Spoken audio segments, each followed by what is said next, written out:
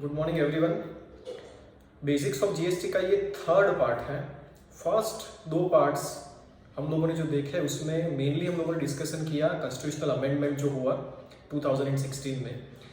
उसके बाद में हम लोगों ने सेकंड पार्ट में देखा डेस्टिनेशन बेस्ड टैक्सेशन किस तरीके से अचीव होता है जीएसटी में, इसका डिस्कशन किया। आज का ये जो थर्ड पार्ट है उसमें हम लोग सप्लाई के बारे में डिस्कस करने वाले हैं। ये जो बेसिक्स ऑफ जीएसटी की सीरीज है उसका मेन पर्पस ये है कि चीज़ों को बिना ज़्यादा टेक्निकल किए हम लोग आसानी से समझें और जो अकाउंटिंग के प्रोफेशन में है उनको ये चीज़ हेल्पफुल हो। हालांकि जीएसटी के बारे में रोज नए नए अमेंडमेंट्स आते हैं, नए नए जजमेंट्स आते हैं, जिसकी अपडेट्स भी मुझे वीडियो के फॉर्म में अपलोड करनी होती है, जिसकी वजह से ये जो सीरीज है बेसिक्स ऑफ जीएसटी वो थोड़ा डिले हो रहा है। लेकिन फिर भी इन एवरी वीक एक वीडियो हम लोग बेसिक्स ऑफ जीएसटी की सीरीज के बारे में जरूर डिस्कस करेंगे। So friends, let's start with the third part of basics of GST. आज का जो डिस्कशन का टॉपिक है हमारा वो है सप्लाई। हमने फर्स्ट पार्ट में डिस्कस किया था कि article 246A of the constitution हमको ये बोलता है कि अगर intra state supply of goods और सर्विसेज और बोथ है देन सेंट्रल गवर्नमेंट और स्टेट गवर्नमेंट दोनों के पास ये पावर रहेगा कि वो लोग जीएसटी उसके ऊपर इंपोज कर पाए। अब ये जो जीएसटी इंपोज करने के लिए जो बात की गई है आर्टिकल 246A में, उसमें बोला गया है कि ऑन सप्लाई ऑफ गुड्स और सर्विसेज और बोथ। हालांकि हमारे कॉन्स्टिट्यूशन में सप्लाई को कहीं पर भी डिफाइन नहीं किया गया है, तो ये सप्लाई वर्ड इनडायरेक्ट टैक्स में हम लोग पहली बार देख रहे हैं। पहले ना सर्विस टैक्स में ऐसा वर्ड था, ना किसी वैट एक्ट में ऐसा वर्ड था। तो ये सेल और सर्विसेज की जगह पर या फिर सेल और प्रोविजन ऑफ सर्विसेज की जगह पर सप्लाई ऑफ गुड्स और सर्विसेज और बोथ ऐसे वर्ड्स हम लोग पहली बार देख रहे हैं किसी भी एक्ट में। तो ये सप्लाई का मतलब क्या होगा इसके बारे में आज का डिस्कशन है। तो ये जो सप्लाई वर्ड है वो डिफाइन किया गया है under section 7 of the CGST act. तो चलिए देखते हैं कि section 7 of the CGST act में सप्लाई के बारे में क्या बोला गया है। सप्लाई की डेफिनेशन को 2 बार अमेंड भी किया गया है, तो ये अमेंडमेंट्स भी हम लोग देखेंगे। पहले बेसिक जो डेफिनेशन है section 7 of the CGST act में उसकी बात करते हैं हम लोग, जिसमें सेक्शन 7 सबसेक्शन 1 में बोला गया है कि the expression supply includes all forms of supply of goods or service or both such as sale, transfer, barter, exchange, license, rental, lease or disposal made or agreed to be made for a consideration by a person in the course or furtherance of business। इस clause के ऊपर से हमको एक important चीज ये समझ में आती है कि सारी चीजें इन लोगों ने कवर की है और लिखा है कि इंक्लूड्स। जब भी कोई डेफिनेशन इंक्लूसिव डेफिनेशन होती है तो वो जो सारी चीजें डेफिनेशन में दी गई है वो सिर्फ एक एग्जाम्पल है, इसके जैसी अलग चीजों को भी हम लोग उस डेफिनेशन में इंक्लूड कर सकते हैं। तो जो सप्लाई की डेफिनेशन है वो इंक्लूसिव डेफिनेशन है, वो एग्जॉस्टिव डेफिनेशन नहीं है। 2 इंपॉर्टेंट चीजों की बात की है यहाँ पर कि it is made for consideration and it is in the course or furtherance of business.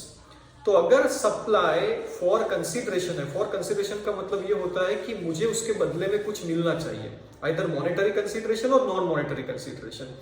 अगर बदले में कुछ मिला नहीं है तो ऐसे सप्लाई को in the legal terminology we can not call supply and it should be in the course or furtherance of business. तो ये in the course or furtherance of business भी अगर नहीं है तो उसको भी हम लोग सप्लाई नहीं मान सकते। तो 2 basic things in the definition of supply is it should B for consideration and number 2 it should be in the course or furtherance of business. हालांकि इन दोनों के एक्सेप्शंस भी है इसी डेफिनेशन में। कुछ चीजों के लिए कंसिडरेशन की जरूरत नहीं होती है, अगर कंसिडरेशन नहीं है तो भी उसको सप्लाई मानेंगे, और किसी चीजों के लिए in the course or furtherance of business की भी जरूरत नहीं होती है, अगर it is not in the course or furtherance of business तो भी उसको हम लोग सप्लाई मानेंगे। ये एक्सेप्शंस क्या है वो भी हम लोग देखते हैं। इन्होंने नेक्स्ट बोला है कि import of service for consideration whether or not in the course or furtherance of business. तो अगर आप सर्विस इंपोर्ट करते हैं, सर्विस इंपोर्ट करने का मतलब ये होता है कि जो सप्लायर ऑफ सर्विस है वो आउटसाइड इंडिया है और लोकेशन ऑफ द सप्लाई जो है या तो फिर प्लेस ऑफ सप्लाई जिसको हम लोग बोलते हैं वो प्लेस ऑफ सप्लाई इंडिया में है। तो अगर प्लेस ऑफ सप्लाई इंडिया में है और सर्विस प्रोवाइडर जो है वो आउटसाइड इंडिया है तो इसको हम लोग इंपोर्ट ऑफ सर्विस बोलते हैं।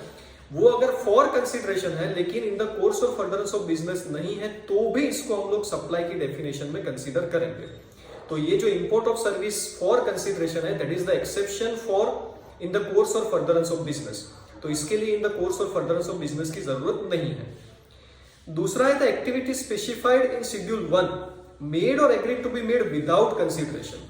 तो जितनी चीजें शेड्यूल 1 में दी है उनको बिना कंसिडरेशन के भी सप्लाई मान लिया जाएगा। उसमें कौन कौन सी चीजें कवर होती हैं?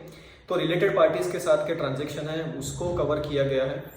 कोई बिजनेस एसेट है जिसके ऊपर इनपुट टैक्स क्रेडिट हम लोगों ने ली है और उसको डिस्पोज ऑफ कर दिया गया है बिना कंसिडरेशन के, तो उसको भी सप्लाई में कंसीडर किया गया है। एजेंट प्रिंसिपल के बीच के ट्रांजेक्शन्स हैं उनको शेड्यूल 1 में कवर किया गया है। तो ऐसे कुछ ट्रांजेक्शन्स हैं जिसको शेड्यूल 1 में कवर किया गया है। तो शेड्यूल 1 में अगर हमारी एक्टिविटी या ट्रांजेक्शन है तो अगर वो विदाउट कंसिडरेशन है तो भी इसको हम लोग क्या मानेंगे? इसको हम लोग सप्लाई मानेंगे। तो सप्लाई की डेफिनेशन के दो मेन इंग्रेडिएंट्स हैं, एक तो वो होना चाहिए फॉर कंसिडरेशन और दूसरा वो होना चाहिए इन the course or furtherance of business. हालांकि अगर कोई चीज शेड्यूल 1 में है तो उसके लिए कंसिडरेशन की जरूरत नहीं है, और for import of services for consideration अगर है तो उसके लिए in the course or furtherance of business वाली कंडीशन को फुलफिल करने की जरूरत नहीं है। So this are the two exceptions, जो एक्सेप्शन दिए गए हैं जो मेन दो कंडीशंस है उसके। इसके बाद में 7(1)(a) नंबर की सबसेक्शन है। ये जो था वो पहले था 7(1)(d), इसको अमेंडमेंट एक्ट के थ्रू 7(1)(a) कर दिया गया। रीजन ये है कि इस क्लॉज का पर्पस जो है वो सिर्फ इतना है कि अगर 7(1)(a), b और c के मुताबिक कोई भी चीज अगर सप्लाई है ऐसा हम लोग मानेंगे तो वो सप्लाई ऑफ गुड्स है या तो फिर सप्लाई ऑफ सर्विसेज है, वो डिफाइन करेगा शेड्यूल 2। तो इस अमेंडमेंट का मेन पर्पस यहाँ पर यह है कि शेड्यूल 2 में जितनी भी चीजें दी गई है वो सप्लाई को डिफाइन नहीं करती है। शेड्यूल 2 का रोल बहुत ही लिमिटेड है। शेड्यूल 2 का रोल क्या है? तो शेड्यूल 2 का रोल है कि जो भी चीज सप्लाई है वो सप्लाई ऑफ गुड्स है या तो फिर सप्लाई ऑफ सर्विसेज है, ये डिसाइड करने का काम है शेड्यूल 2 का। तो शेड्यूल 2 का रोल है limited for the purpose of deciding whether the supply is supply of goods or supply of services. इतनी बेसिक चीज हम लोगों ने सप्लाई की डेफिनेशन में समझ ली है। अब उसके बाद में सप्लाई की डेफिनेशन में ऐसा बोला गया है कि अगर कोई चीज शेड्यूल 3 में है, in that situation it will be considered neither as supply of goods nor supply of services. अगर कोई चीज शेड्यूल 3 में है मान लीजिए, तो इस सिचुएशन में उसको हम लोग सप्लाई मान नहीं सकते हैं। तो ये और एक्सेप्शन डाल दिया गया है शेड्यूल 3 के थ्रू, और उसके बाद में पावर्स रिजर्व रखे हैं गवर्नमेंट ने कि भाई वो बाय नोटिफिकेशन कुछ और चीजों को भी बोल सकती है कि ये neither supply of service nor supply of goods है। मतलब कि ना तो इसको हम लोग सप्लाई ऑफ गुड्स मानेंगे ना तो इसको हम लोग सप्लाई ऑफ सर्विसेज मानेंगे। शेड्यूल 3 में मेनली कौन कौन सी चीजें कवर होती हैं? तो service provided by employee to employer during the course of employment. तो जो सैलरी मिलती है एम्प्लॉई को वो हम लोग कंसीडर करते हैं शेड्यूल 3 में, उसके ऊपर कोई जीएसटी नहीं लग सकता क्योंकि it is neither supply of goods not supply of services as per schedule 3। उसके बाद में जो थ्रू कॉन्स्टिट्यूशन कुछ कमीशंस आते हैं, एमपीज एमएलएज हैं, उनको जो रेम्यूनरेशन मिलता है, ये जो सारी चीजें, ट्रिब्यूनल है जो फीस लेती है, कोर्ट है जो फीस लेती है, फिर मॉर्चुरी, क्रीमेटोरियम, फ्यूनरल, बरियल, इस किस्म की जो सर्विसेज है वो होती है। एक्शनेबल क्लेम्स है other than lottery and gambling, ये जो चीज है इन सब चीजों को शेड्यूल 3 में कवर किया गया है। तो अगर कोई चीज शेड्यूल 3 में है तो उसके ऊपर जीएसटी बिल्कुल नहीं लग सकता। द रीजन इज कि it is neither supply of goods nor supply of services. Land को हमने सेल किया है या तो फिर बिल्डिंग को सेल किया है after getting the completion certificate, तो इस सिचुएशन में भी it is covered under schedule 3। तो अगर कोई चीज शेड्यूल 3 में कवर होती है then on that GST cannot be imposed because it is neither supply of goods nor supply of services। एक चीज हम लोग समझ ले, यहाँ पर हम लोगों ने अभी तक जो डिस्कस किया है वो है section 7 of the CGST act, जो जीएसटी में सप्लाई क्या है उसको डिफाइन करती है। दो मेन इंग्रेडिएंट्स है इसके, it should B for consideration and number 2 it should be in the course or furtherance of business.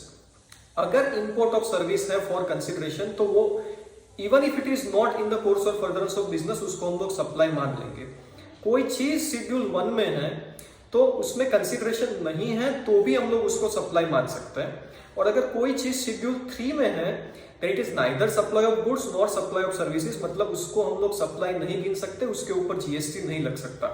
तो ये जो 3 शेड्यूल डाले गए हैं जीएसटी एक्ट में, उसका पर्पस क्या है? शेड्यूल 1 का पर्पस है कि भाई विदाउट कंसिडरेशन ऑल्सो इन चीजों को हम लोग सर्विस या तो फिर सप्लाई गिन लेंगे।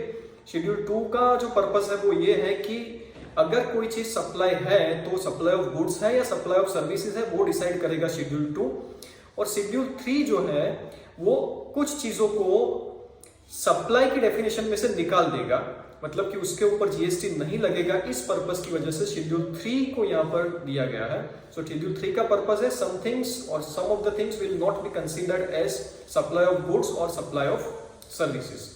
सो in this session we have only understood the meaning of supply.